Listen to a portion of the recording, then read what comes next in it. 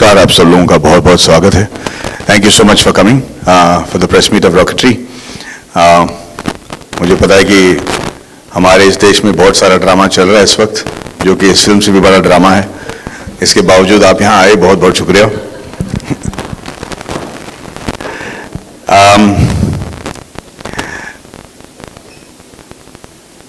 मैं ये जानना चाहता हूँ कि मैं आपके साथ हिंदी में बात करूँ या अंग्रेजी में। हिंदी ठीक है, बढ़िया। तो मैं इस प्रेस कॉन्फ्रेंस को इसके साथ शुरू करना चाहता हूँ कि ये पिक्चर बनी कैसे, बनी क्यों और इसकी खासियत क्या है।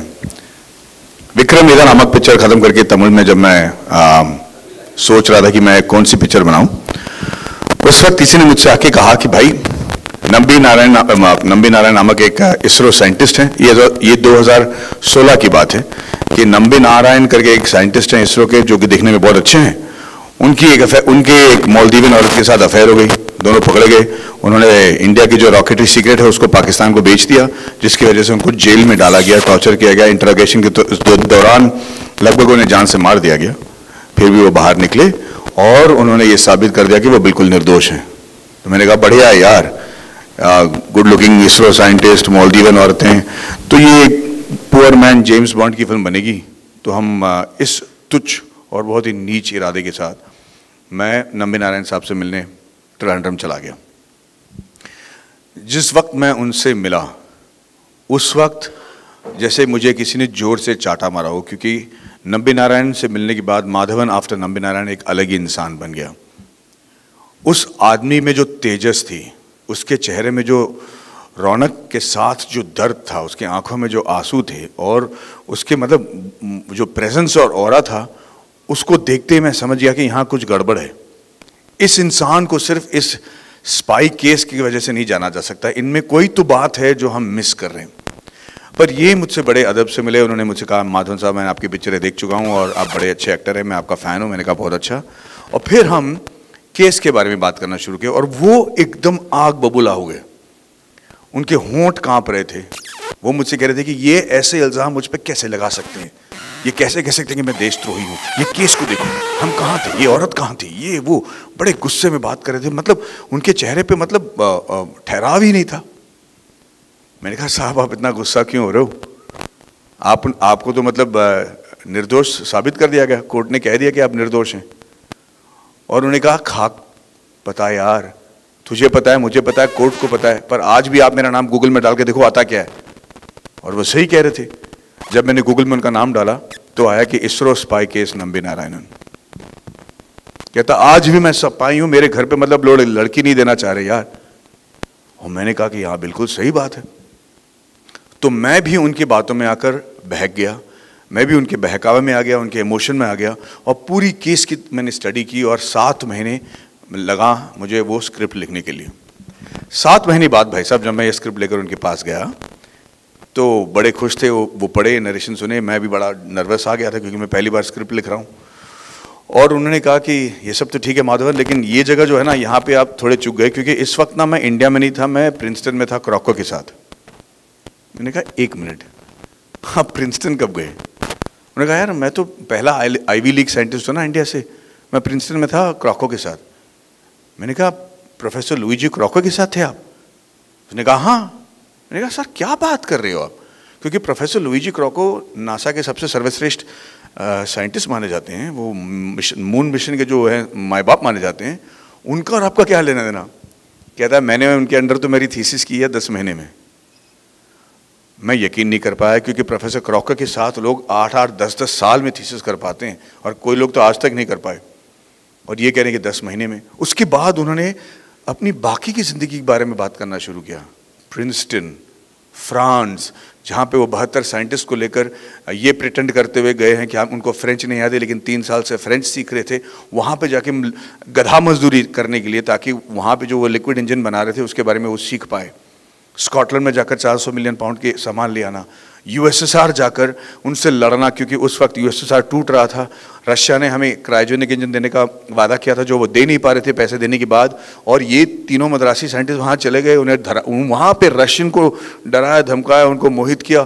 दिन में उनसे बातें कर रहे थे और रातों रात उड़ान एयरलाइन को मतलब पैसा देकर उन्होंने क्रायोजेनिक इंजन वहाँ से कैसे स्मगल करके वहाँ पाकिस्तान इंडिया लाया। मैंने कहा यार मैं तो यहाँ एक छोटे से James Bond, cheap James Bond की फिल्म बनाने आया था, यहाँ तो आप जेम्स बॉन्ड के बाप निकले। ये वाकई में सच है क्या? मैंने कहा मैंने आपकी किताबों को पढ़ा है पर यहाँ पे कहीं पर भी इसका जिक्र नहीं है। अफसोस की बात है कि ये सब कुछ सच था। और सबसे बड़ी बात है कि इन सब चीज़ों के बारे में नंबी नारायण से अब बात भी नहीं करना चाहते थे, क्योंकि उनको नहीं लगा था कि ये कोई बड़ी बात है। मैंने कहा सर आपने ये सब किया और ये विकास इंजन? कहता हाँ विकास इंजन मैंने ही बनाई है, जैसे कि हमने पकौड़ा घर में बनाया वैसे उन्होंने विकास इंजन बना लिया। मैंने कहा सर आपने विकास इंजन बनाया है? कहता हाँ, मेरे मेंटोर विक्रम ए साराभाई के नाम पे मैंने इस फिल्म को विकास रखा है, इस इंजन को विकास नाम दिया है और मैंने बनाया। मैंने कहा सर आप, मैं पिछले 7 महीने से फुद्दू की तरह स्क्रिप्ट लिख रहा हूँ, आपने ये मुझे बताया क्यों नहीं? मतलब बर्बाद हो गए मेरे 7 महीने और आपको लगा ही नहीं कि ये सब इसकी जिक्र होनी चाहिए। मैंने कहा क्या जिक्र करूँ, उन्होंने मुझे तनख्वाह दिया, मैंने अपना काम किया। और उस दिन में जो झटका लगा, उसी वजह से मतलब जो मेरे में फीवर और जुनून चढ़ा है, क्योंकि उस वक्त मुझे एहसास हो गया कि इस देश में ना 2 किस्म के देशभक्त होते हैं। एक वो जो पूरी वीरता के साथ भारत माता की जय करके अपनी जान पर खेल के देश को बचाते हैं, देश की सेवा करते हैं, और उनके बारे में गुण गाना चाहिए, उनकी जो सैक्रिफाइस है वो सराखों पर एक और किस्म के देशभक्त होते हैं जो हर रोज़ अपनी जान को जोखिम में लगाते हैं, हर रोज़ मतलब खतरा मोल लेते हैं, ये जानते हुए कि उनके बारे में कोई कभी नहीं जानेगा, उनके बारे में कोई किताब नहीं लिखेगा, उनके बारे में कोई सड़क, उनके नाम की कोई सड़क नहीं होंगे, और उनकी सैक्रिफाइस को कोई नहीं सहाराएगा और जानेगा भी नहीं। और उनमें से एक बड़े नाम थे डॉक्टर नंबी नारायणन। और मैं बौखला गया, मेरे अंदर मतलब एक अजीब सा एक एक्सप्रेशन होने लगा। मैंने कहा नंबी नारायण साहब ये तो बहुत गलत है कि आपके बारे में और इस केस के बारे में कोई पिक्चर बनाए, क्योंकि आपकी जो कंट्रीब्यूशन है, आपने जो इस देश के लिए किया, उसके बारे में न जानना मुझे लगता है कि देश के साथ एक धोखा है। मैं आपके लाइफ पे पिक्चर बनाना चाहता हूँ। और मैंने कहा कि अगर आपको लगता है कि मैं आपके लिए एक ऐसी फिल्म बनाऊंगा जहाँ पे आपको मैं मर्यादा पुरुषोत्तम ठहराऊंगा, आपके कोई अवगुण नहीं दिखाऊंगा, आपको मैं मतलब एकदम सीधे साधे दूध में धुले हुए इंसान होंगे जिसके बारे में ये कहा जाएगा कि देश ने इनके साथ धोखा किया, तो मैं उस टाइप का फिल्म मेकर और कहानी बनाने वाला नहीं हूँ। मुझे ये बताइए कि आप में अवगुण क्या हैं, आप कैरेक्टर फ्लॉज क्या हैं, आप में हैवानगिरी क्या है, आपने ऐसा कुछ किया है जो इंसान मतलब डर जाए आपको देखकर। मैंने कहा कि आपने किसी औरत के साथ सोया है, कि आपने अफेयर की है, बताइए। 75 साल के एक उम्र इंसान से मैंने ये डायरेक्ट पूछा। 2 बजे थी, मैं जानना चाह रहा था कि ये अपने आप के बारे में क्या सोचते हैं और किस तरीके से रिएक्ट करेंगे। आमतौर पे किसी 75 इंसान के आदमी से आप कहेंगे तो वो कहेंगे चलो भैया आप अपना तमीज़ से बात किया करो, क्या बात कर रहे हो। पर नंबी नारायण साहब 1 सेकंड के लिए भी झिझके नहीं। उन्होंने कहा मेरे अवगुण के बारे में जानना चाहते हो, लो बताता हूँ। और उन्होंने जो अपने कैरेक्टर फ्लॉज बताए, जो उनकी हैवानगिरी थी, जो उनके अंदर जो मतलब क्या बताएं, मैं उनकी जो बैड क्वालिटीज थी मैं सुनकर सुन्न हो गया, मैं डर गया। मैंने कहा ये इंसान इतना बेरहम कैसे हो सकता है। और मैंने उन सब चीज़ों को बटोरा। 1.5 साल मुझे और लगे उस स्क्रिप्ट को लिखने के लिए। उन सारे अवगुण के बारे में मैंने इस पिक्चर में बताया है, क्योंकि मुझे लगा कि जब तक ये अवगुण नहीं बताए जाएंगे, जब तक मैं इसको इंसान नहीं बनाऊंगा, तब तक इनकी जो अचीवमेंट है उस पर भी कोई यकीन नहीं करेगा। और 1.5 साल बाद ये स्क्रिप्ट जब मैंने फिर से लिखी और मैंने शूटिंग शुरू किया, तब से लेकर आज तक हमारे सर से ये जुनून नहीं उतरा है। मैं आपको बता दूं कि मैंने ये पिक्चर क्यों बनाया, ख़ास करके 2 वजह हैं। एक ये कि नंबी नारायण नामक इंसान के साथ जो हमने किया वो सिर्फ इंडिया में नहीं, कोई भी देश में लोग अपने साइंटिस्ट के साथ नहीं करना चाहिए। इससे बड़ा जो है देश के साथ धोखा आप नहीं कर सकते। दूसरी बात ये है कि हम फिल्म वाले जो हैं बड़े बड़े बजट्स की पिक्चर बनाते हैं, हमेशा स्वतंत्रता संग्राम के बारे में बताते हैं, अपनी फ्रीडम के बारे में बनाते हैं, मुग़ल फाइट के बारे में बनाते हैं। लेकिन एक और क्षेत्र है जहाँ इंडिया सबसे मतलब जहाँ इंडिया के अचीवमेंट को मतलब सराहा जाता है, सराखों पर रखा जाता है, और उसके बारे में हम नहीं कहते, और वो है साइंस एंड टेक्नोलॉजी।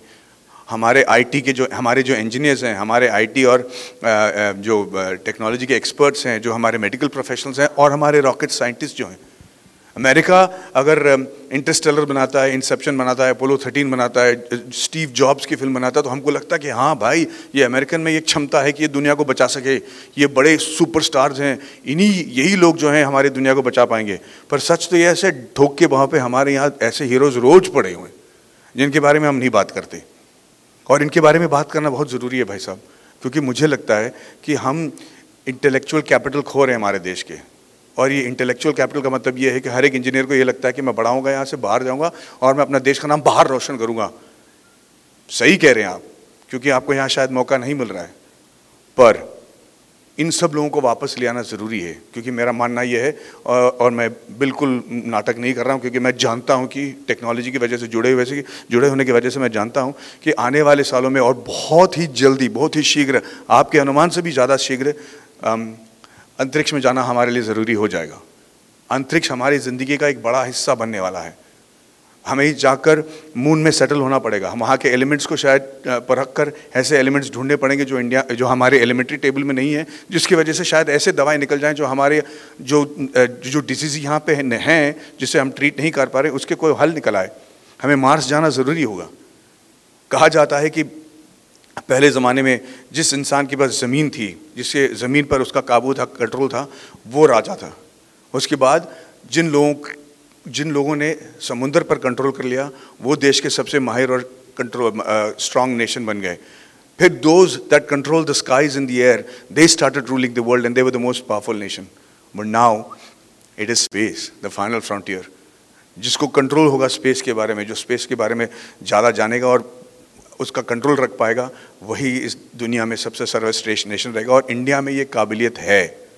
आप लोग शायद जानते नहीं, हमारा जो मंगल मिशन हमने पूरा किया है, जो पहली बार हमने सक्सेसफुल हुए हैं, एक at a cost which is less than Hollywood film, जो बाकी देश 900 मिलियन 600 मिलियन खर्च करके 35 बार 75 बार करके गए हैं, वो, और उनके पास 3 इंजन थे मार्स जाने के लिए, लिक्विड फ्यूल, सॉलिड फ्यूल और क्रायोजेनिक। इंडिया के पास सिर्फ सॉलिड और लिक्विड फ्यूल, और खास करके वो लिक्विड फ्यूल इंजन जो नंबी नारायण ने बनाया। और इस इंजन, सिर्फ 2 इंजन की वजह से हम पहली बार में एक ऐसे सैटेलाइट को लेकर अंतरिक्ष में छोड़ आए जो 1 साल तक जाता रहा मार्स में, और मार्स में अब जाकर उसको कैप्चर कर दिया। वो हम इसलिए कर पाए क्योंकि हमारे पास पंचांग थी। पंचांग की वजह से हम ये तय कर पाए कि कौन से दिन, कितनी बजे, कितनी सेकंड, कितने मिली सेकंड में हमें रॉकेट लॉन्च करना चाहिए, ताकि अंतरिक्ष में जाकर जो हमारा सेलेस्टियल मैप ये बताता है कि मून की ग्रेविटी कहाँ पर है, सैटर्न की मून की ग्रेविटी कहाँ है, सन के रेस के ग्रेविटी की वजह से कौन सा असर पड़ेगा हमारे सैटेलाइट जो कि 40,000 किलोमीटर पर सेकेंड जा रहा है, वो हर चीज़ को 1 साल के लिए हम कैलकुलेट कर पाए बिकॉज ऑफ आवर पंचांग, और हम सक्सेसफुल हुए। और इसके बारे में हमने फिल्म नहीं बनाया, ऐसे लोगों के बारे में हम नहीं कह रहे हैं, क्योंकि शायद हमको लगता है कि ये सब मुमकिन नहीं है, सिर्फ अमेरिका में ये पॉसिबल है। इसी वजह से मैंने ये फिल्म बनाया। दूसरी बात, इस फिल्म में हमने ऐसे कई चीज़ें की हैं। एक्चुअली मैं ये सोच रहा हूँ कि मैं आपको पहले ये बता दूँ कि मैं बता दूँ नंबी नारायण साहब के साथ हुआ क्या। पता है, हम लोग जब स्कूल में होते हैं, माफ़ कीजिएगा आपको ये कहानी ऑलरेडी पता है, आप लोग यहाँ बैठे हो, लेकिन जब हम स्कूल में होते हैं ना, तो हमारे क्लास में हमेशा एक इंसान होता है, एक लड़का होता है जो गुड बॉय होता है, जो हमेशा होमवर्क ख़त्म करता है, कपड़े आयरन करके आता है, टाइम पे स्कूल पे घर आ जाता है, स्कूल चला जाता है, बदमाशी नहीं करता, सबसे सामने बेंच में बैठता है। टीचर जब सवाल पूछती तो सबसे पहला हाथ उठाकर सवाल मतलब सही जवाब भी दे देता है। मतलब माँ बाप कहते हैं कि इसके तरह तो क्यों नहीं हो सकता, मतलब। और जब ये लड़का कहीं थोड़ा सा गलती करता तो सबसे पहले टपली मारने वाले हम भी होते हैं कि यार ये गलती कर गया ना, ये पे देखो इंसान है, ये जो है नॉर्मल है, और हम सब टूट पड़ते हैं उस पर, ताकि हमको भी ऐसा लगे कि हम भी उतने ख़राब नहीं है जितना, और ये भी उतना अच्छा नहीं है जितना 2 लोगों को लगता है। और ये जो हमारी फितरत है ना, इसको हम सोसाइटी में भी ले जाते हैं। जब हम बड़े होते हैं, हमारे लिए यकीन मानना मुश्किल हो जाता है कि अरे यार इतना अच्छा इंसान कैसे हो सकता है, कुछ ना कुछ गड़बड़ ज़रूर होगा इसका। नंबी नारायण इतने अच्छे नहीं, दिखने के लिए इतने अच्छे हैं, उनके साथ ये अफेयर क्यों नहीं हुआ है? तो अफेयर ज़रूर किए होंगे। मालदीवियन औरत के साथ उनको अफेयर हुआ ही हुआ, क्योंकि वो दिखने में इतने अच्छे हैं और इतने बड़े साइंटिस्ट हैं, इतने जीनियस हैं। और मैं आपको बता दूं कि नंबी नारायण साहब देखने में बहुत अच्छे थे, बहुत ही अच्छे नहीं, एकदम गुड लुकिंग थे। इनफैक्ट मैं आप चाहता हूं कि आप अपने दिमाग में एक ऐसे गुड लुकिंग इंसान का लगा लें जो अच्छा आपने शायद देखा ना हो, और जब ये प्रिंसटन में थे ना, वो इतने गुड लुकिंग थे कि लोग कहते थे कि ये जॉन एफ कैनेडी से भी गुड लुकिंग है। अब मैं चाहता हूँ कि आप वो भी इमेजिन कर लें। अब दो चीज़ हो सकता है, या तो मैडी बकवास कर रहा है, बावला हो गया है, ऐसा हो नहीं सकता, या ये हो सकता है कि नंबी नारायण वाकई में इतने खूबसूरत थे। तो मैं चाहता हूँ कि थोड़ा लाइट्स बंद कर दें लोग, और भाई साहब आप भी थोड़ा लाइट्स बंद कर लीजिए। और मैं आपको एक तस्वीर दिखाऊंगा जब नंबी नारायणन प्रिंसटन में थे अपनी बीवी के साथ। Lights off please. अब ये रॉकेट साइंस थोड़ी है, जल्दी बंद कर दे भाई। नंबी नारायणन इन प्रिंसटन। अब आप बोलिए कि मैं गलत बोल रहा हूं, सही। Thank you. अब जब तो किसी को सबको यकीन करना मुश्किल हो गया कि नंबी नारायण साहब का अफेयर हुआ ही। आ रहा भाई, आ रहा, आराम से आराम से, थोड़ा एक कदम, मैं बोलना बंद कर देता हूँ। खुश हो गए सब? चलो। तो सबको ये यकीन करना मुश्किल हो गया कि ये एक्चुअली इनोसेंट हैं। तो इस फिल्म में हमने कई चीज़ें की हैं जो मैं मानता हूँ कि आज तक किसी भी फिल्म में नहीं हुआ हो, और इसके लिए मैं आपको बता दूं पहले कि ये क्या चीज़ें हैं। सबसे पहले तो इस फिल्म को हमने 3 लैंग्वेज में लगातार शूट किया है, इंग्लिश, हिंदी और तमिल, और इसको हमने 8 कंट्रीज़ में शूट किया है। हमारे सारे आर्टिस्ट हर लैंग्वेज बोलते थे, और हमने लाइव साउंड शूट किया और 50 साल दिखाया है, जो आज तक किसी फिल्म में किसी ने नहीं किया हो। दूसरी बात, इस फिल्म में हमने जब किरदार निभाया तो हमने 29 साल की उम्र से लेकर 80 साल की उम्र तक के इंसान की मैंने वो दिखाई है, लुक दिखाई है। और इस लुक में हमने थोड़ा भी प्रोस्थेटिक नहीं यूज़ किया, यानी कि कोई चिपकाई हुई दाढ़ी नहीं, कोई विग नहीं, कोई वजन जो है पैडिंग की वजह से नहीं दिखाया गया, पतला दिखाने के लिए हमने ग्राफिक्स नहीं किए। 2.5 साल की रिसर्च किया था मैंने, अपना जबड़ा तोड़ाया था ताकि मेरे दांत नंबी नारायण साहब की तरह लगे। और मैं आपको ये एक ट्रांसफॉर्मेशन वीडियो दिखाना चाहता हूँ, जिसको देखकर आपको पता चल जाएगा कि हमने क्या क्या किया। पर ये हमने 2.5 साल के रिसर्च के बाद पूरी तैयारी के साथ, पूरी सुरक्षा बरकरार रखते हुए हमने ये सब किया है, जो आज तक मुझे नहीं लगता किसी ने किया हो। तो मैं आपको पहले ये दिखाना चाहता हूँ। We have the making video, या लुक, एक वीडियो देख लीजिए आप। Lights off please.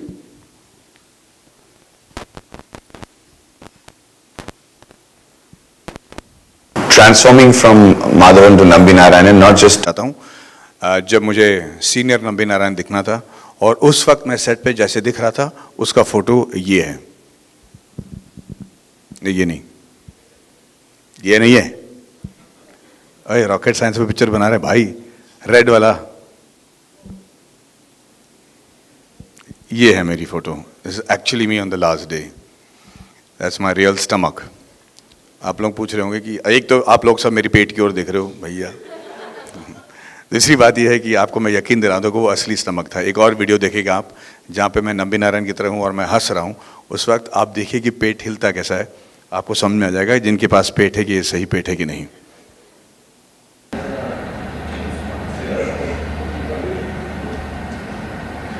ये पैडिंग वाला पेट हो नहीं सकता। अब मैं आपको एक ऐसा फोटो दिखाऊंगा, इस फोटो को लेने के ठीक 14 दिन बाद वाली मेरी ये फोटो।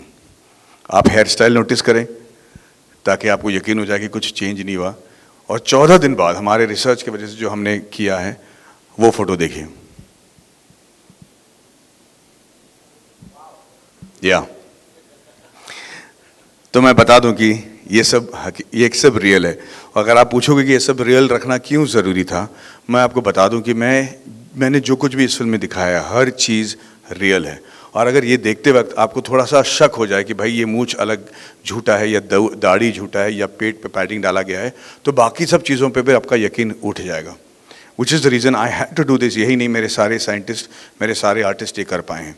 और इसके साथ जो हमने एक और चीज़ किया जो पहली बार की जा रही है फिल्म स्क्रीन पर, वो ये है कि आप लोगों ने रॉकेट लॉन्च देखे होंगे, बहुत सारे रॉकेट्स देखे होंगे, आपने स्पेस देखा होगा, सैटेलाइट देखा होगा, लेकिन आप में से किसी ने स्क्रीन पर रॉकेट इंजन नहीं देखा होगा। और मैं लेडीज़ को बता दूं, औरतों को बता दूं कि रॉकेट इंजन जो है ना, देखने के लिए एक डायमंड ब्रोच की तरह दिखता है। मतलब आप देखते ही प्यार हो जाए। मेरी बीवी कह रही थी यार दे दो, मैं लॉकेट की तरह पहन लेती हूँ। इतनी खूबसूरत है वो, शाइनी होता है, एकदम प्योर होता है, एक डस्ट उस पर नहीं हो सकता, क्योंकि अगर डस्ट हो तो मैल फंक्शन कर जाएगा। लेकिन जब वो इंजन चालू होता है वो इतना पावरफुल होता है, उसमें इतनी शक्ति होती है कि 3 किलोमीटर तक आपके कान के पर्दे फट जाएं, खून निकल आए। और ये आवाज़ जो इंजन करती है, that is the loudest noise known to man. तो ये अगर आपका सवाल है कि ये पिक्चर बनाने के बाद कोविड के दौरान आपने ये फिल्म को क्यों नहीं रिलीज़ किया, वो इसी वजह से, क्योंकि जो हम इसका इफेक्ट स्क्रीन पर देख पाएंगे वो हम OTT पे बिल्कुल नहीं एहसास कर पाएंगे। और ये सिर्फ फिल्म के साथ नहीं बल्कि नंबी नारायण साहब के साथ भी नाइंसाफ़ी होगी। इसीलिए जिस जुनून के साथ हमने पिक्चर बनाई थी, और मैं आपको बता दूं कि ये पिक्चर किसी भी तरीके से लॉजिकल नहीं है। ये मेरे मार्केट जो इसकी जो बजट है वो ये मेरे मार्केट वैल्यू की कहीं ज़्यादा है, तो इसको बनाना ही नहीं चाहिए था। मैं इसलिए इस फिल्म को लिखना शुरू किया क्योंकि मैं इनके सब्जेक्ट के बारे में जानता था, टेक्निकल नॉलेज है, इंजीनियरिंग में इंटरेस्ट है, एरोस्पेस में इंटरेस्ट है, तो मैं इनके इंजन की खासियत समझ पाया और उसको समझाने में मैं अपने आप को काबिल समझता था कि मैं सीन ऐसा लिख पाऊंगा कि पब्लिक समझ जाए। अगर वो रॉकेट साइंस ना भी समझें, ये समझ जाएंगे कि इसका इम्पैक्ट क्या है, पर अगर नासा वाला साइंटिस्ट इस पिक्चर को देखे तो उसको समझ में आ जाएगा कि नंबी नारायण ने क्या तीर मारा है, उसको क्रिंज नहीं करना पड़ेगा। दूसरी बात यह है कि मैं इसको एज एन एक्टर, हर एक एक्टर चाहता है कि वो एक लाइफ टाइम वाली रोल करे जहाँ पे नायकन की तरह यंग उम्र से लेके बूढ़ी उम्र तक की उसकी एक्टिंग की क्षमता दिखाए। मुझे नहीं पड़ा था कि मुझे अपना जबड़ा बड़ा तोड़वाना पड़ेगा, फिर भी मैंने कहा एज एन एक्टर मैं ये नंबी नारायण का रोल कर लेता हूँ। जब मैं इसको प्रोड्यूस करवाना चाहा तो मैं बहुत लोगों के पास गया, लोगों ने कहा माधवन जी आपकी पिक्चरें बहुत अच्छी होती हैं, अच्छे अच्छे बनाते हो, ये कौन सी पिक्चर है? मैंने कहा रॉकेटरी। उन्होंने कहा क्या ट्री? मैंने कहा भाई रॉकेटरी है। फिर उन्होंने कहा अच्छा तो कर लेते हैं, क्या बजट होगी? मैंने उनको बजट बताया। कहता अच्छा हीरोइन कौन है? मैंने कहा सर फिल्म में हीरोइन नहीं है। मैंने कहा अच्छा तो अलग कुछ बात होगी, इसमें फाइट्स कितने? मैंने कहा कोई फाइट नहीं है। कहते आप जेम्स बॉन्ड की फिल्म कह रहे हो लेकिन फाइट नहीं है। मैंने कहा फाइट नहीं है। फिर उन्होंने कहा कि गाने कितने हैं? मैंने कहा गाने नहीं है। फिर उन्होंने कहा कि प्रोड्यूसर नहीं है। मैंने कहा ठीक है मैं खुद ही प्रोड्यूस कर लेता हूँ। और मेरे साथ जो प्रोड्यूस करने के लिए आए मेरे दोस्त विजय मुलन, कहाँ है भाई विजय मुलन कहाँ है नहीं? अच्छा, मेरे जो प्रोड्यूसर मिस्टर विजय मुलन हैं और वर्गीस मुलन और 27th एंटरटेनमेंट, ये भी इस फिल्म में जब जुड़े हैं मुझे लगा कि ये मेरे लिए जुड़े हैं, लेकिन सच तो ये है कि ये नंबी नारायण साहब के इतने बड़े फ़ैन थे कि इन्होंने कहा कि ये पिक्चर बनाना है और चाहे सर फूटे या माथा, ये पिक्चर हम पब्लिक को ज़रूर दिखाएंगे। तो वो जुड़ गए, तो पिक्चर के लिए हम रेडी हो गए। पर कतई इस फिल्म को मैं डायरेक्ट नहीं करने वाला था, क्योंकि डायरेक्ट करने के लिए जो क्षमता चाहिए वो मेरे में है ही नहीं, पेशेंट भी नहीं है। मैं एक एक्टर हूँ, सेट पे चले जाता हूँ तो लोग बोलते हैं कि भाई आज ये कपड़े पहनना है, इस हीरोइन के साथ नचाना है, हम स्विट्जरलैंड जा रहे हैं, हम शूटिंग कर लेते हैं, हमको चेक दे देते हैं, मैं बैंक चला जाता हूँ, रिलीज़ के टाइम पे नर्वस होने का नाटक कर लेता हूँ, पिक्चर रिलीज़ हो जाती है, फिर खुश हो जाता हूँ। पर ये डायरेक्शन मोल लेना, लोगों के लिए रुकना, उन लोगों के लिए फ़ोन, उन लोगों को फ़ोन करना जिनका मैं फ़ोन शायद लाइफ में कभी उठाऊँ नहीं, ये सारी चीज़ें मुझे करना पड़ा। लेकिन मैं इसे डायरेक्ट करने के लिए रेडी नहीं था। शूटिंग के 20 दिन पहले, 25 दिन पहले मेरे डायरेक्टर साहब जो थे उनसे उनका शेड्यूल मैच नहीं हो पाया, उन्होंने एंड वक्त पे हमें वो इस फिल्म को डायरेक्ट नहीं कर पाए। उस वक्त मेरे पास दो चारा था कि पिक्चर को या तो ड्रॉप कर दो, या फिर नंबी नारायण साहब का कहना था कि मैडी आप ये कहानी के बारे में जानते हो, इंजन के बारे में जानते हो, आपने बड़े बड़े डायरेक्टर के साथ काम किए, तो आप फिल्म को डायरेक्ट ज़रूर कीजिएगा। और मेरे फंडर्स भी कहा कि हाँ है आप करो यार, इट शुड बी ओके। तो एक मूड में आके, जोश में आके मैंने कहा मैं डायरेक्ट कर लेता हूँ। लेकिन 25 दिन बाद जब मैं पहली बार सेट पे गया तो ऐसी फटी है कि क्या बताऊं। मतलब मेरे सामने एक ऐसा पहाड़ खड़ा था जिसका मैं शिखर नहीं देख पा रहा था, डरा हुआ था। मेरे दोस्त ने कहा यूएस से फ़ोन करके, पता नहीं क्यों उसने फ़ोन किया, लेकिन यूएस से फ़ोन करके उसने कहा कि मैडी यार तू सेट पे पहुंच चुका है, लोग रुके हुए हैं, तेरे सामने कैमरा है, एक शॉट ले ले, पहला शॉट तो ले ले, छोटा सा एक शॉट ले ले बस, फिर तय करना कि करना क्या है। मैंने कहा ठीक है। मैंने एक पहला शॉट लिया, फिर दूसरा शॉट लिया, और ऐसे शॉट लेते लेते आज मैं आपके सामने खड़ा हूँ। 1 जुलाई को पता चल जाएगा कि हमारा कौन कितने पानी में है। पर मुझे गर्व है कि मैंने वो पिक्चर बनाई है जो मैं बनाने निकला था। भले ही 6 साल लग गए हों इस सफ़र में, पर the degree of separation between the originally conceived script and the story and the final product is the least, which is why we are very very happy and I am take great pride in presenting you the story of doctor Nambi Narayanan. अब मैं पूरी सच्चाई के साथ और ईमानदारी के साथ आपके सवालों का जवाब देने की कोशिश करूंगा। अगर आपके पास कोई सवाल है तो प्लीज़ मुझे पूछिए। हाँ जी मैम, माइक दे दें उनको। सेंटर में आ जाऊं? हाँ जी।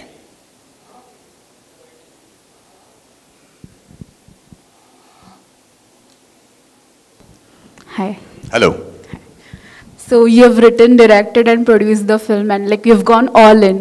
तो मुझे पूछना था कि ऐसा कोई सीन या एनेक्डोट है that you regret like not including or you wish you could have included in the film? Nambi Narayan, एक तो यार जब मैं एक्टर होता था, जब मैं एक्टर हूँ और लोग मुझे कहते थे कि कोई फिल्म को ना डायरेक्ट कर रहा है, प्रोड्यूस कर रहा है, लिरिक्स भी लिख रहा है और गाने भी कर रहा है, तो मैं हंसता था क्योंकि मुझे पता था कि उस फिल्म का कुछ नहीं होने वाला, मतलब फालतू फिल्म होगी, क्योंकि इतने सारे ये एक्सपर्ट डिपार्टमेंट्स हैं कि आज के ज़माने में कोई नहीं कर सकता, लेकिन मेरे पास कोई चारा नहीं था। नंबी नारायण साहब की पूरी जो कहानी है वो इतनी सिनेमैटिक है कि मैं आपको बता दूं कि ज़्यादातर कोई जब बायोपिक आप बनाते हो, you add scenes to make it cinematically palatable. I had to not just keep it original, I had to reduce and deduct incidences to make it believable, because it was impossible to believe that a man could go through so much and not commit suicide, or a man could achieve so much and nobody should know about him. So if anything, I have removed facts. So there is no anecdote. I think the film is very funny in the beginning because Dr. Nambi Narayan had a fantastic sense of humor. We've tried to capture that. But I wish I had 12 hours to tell his story, because the case, which is what he's known for, the spy case, is barely there for 8 minutes in the film. And that is because I couldn't include all that he did, and how he went and slept on the Supreme Court staircase, about how he fought his own case because the lawyers would not represent him, about how the whole constitution was changed. In fact, he made the constitution pay him. The whole story is based on facts and the verdicts from the court. But there is so much more to tell. For 3 years, what did they do in France? How did they behave brutally? What were all his brutal qualities? What did he do and how did he frighten the Russians? I had only 2.5 hours to tell the film, so that is the only regret. So, yes. Yeah. Sir, I have few questions to ask. Few? Achha. Yeah. My first question is, the trailer got released. 1 साल पहले trailer release हुआ था, क्या इतना time क्यों लगा sir ऐसी movie को लाने में? पहला सवाल सर मेरा ये। भाई साहब, हमारे पास चारा नहीं था। जब हम अप्रैल 14 तारीख को इस पिक्चर को रिलीज़ करने वाले थे, तब अप्रैल 2 तारीख को लॉकडाउन हो गया और इस फिल्म को हमने तय किया था कि सिर्फ थिएटर में दिखाएंगे। तो इनफैक्ट मुझे लगता है कि हमारा रिकॉर्ड ये है कि कोविड इरा से पहले ख़त्म होने वाली पहली फिल्म है जो इतनी लेट रिलीज़ हो रही है। बाकी सारी फिल्में रिलीज़ हो गई, हिट होकर पैसे कमा के हजम भी किए गए, लेकिन अब तक हम जो है डरे धमके हुए हैं। और सर मेरा दूसरा सवाल आपसे, जब आपको ये पिक्चर लिखनी थी व्हेन यू, तो उससे पहले आपकी कभी मुलाकात नहीं हुई थी नंबी नारायण थी, and there is one book also written, तो आपने वो किताब पढ़ी थी और कोई ऐसी बातें जो इस मूवी में दिखाएगी जो वो किताब में नहीं लिखी हुई है? भाई साहब, उस किताब में तो पहला सवाल का जवाब ये कि नहीं, मैं उनके बारे में नाम ही नहीं सुना था, मुझे पता ही नहीं था कि वो कौन है। नंबी नारायण नामक नाम तो मेरे कान में पड़ा भी नहीं था। पहली बार जब मैं सुना तो मुझे वो इसरो केस के बारे में वो डायरेक्टर ने बताया। दूसरी बात यह है कि उनकी जो किताब है उसको पढ़कर मैंने बहुत बड़ी गलती की, क्योंकि उस किताब में इनके अचीवमेंट्स के बारे है ही नहीं, क्योंकि उनको लग ही नहीं रहा था कि अचीवमेंट है। तो उस किताब को अगर आप पढ़ोगे तो लगेगा कि एक फीका है यार, क्योंकि उसमें ज़्यादा उनके जो मानसिक स्थिति थी उस वक्त वो सिर्फ इस चीज़ से खफा थे कि ये केस उन पे हो गया। तो वो किताब में भी ज़्यादातर इस केस के बारे में जिक्र किया गया। तो इनके अचीवमेंट्स के बारे में जो रशिया में, यूएसएसआर में, जैसे मैं कह रहा हूँ, ये तो है ही नहीं। तो जब मैं उनसे मिला तो मुझे 1.5 साल एक्स्ट्रा लगे ये स्क्रिप्ट लिखने के लिए। सर आपने ये इस मूवी में लिखा भी, आपने डायरेक्ट भी आप की है, और पता चल रहा है कि this will be your last movie as a director. Is it true sir? No sir, like I have heard that. So मतलब आई वाज जस्ट सेइंग कि डायरेक्शन मेरी बस की बात नहीं है, and this was a wild trip because of complete insanity. I don't think I will be able to direct again. And what was the difficult parts as a writer, director and doing acting? What was the difficult part? क्योंकि biopic करने से पहले हम उस इंसान के बारे में जान लेना बहुत मतलब लाइक इम्पोर्टेंट होता है। And now when we see the biopic, cricketer पे बनती है या फिर कोई स्टार्स पे बन जाती है, पर एक साइंटिस्ट पे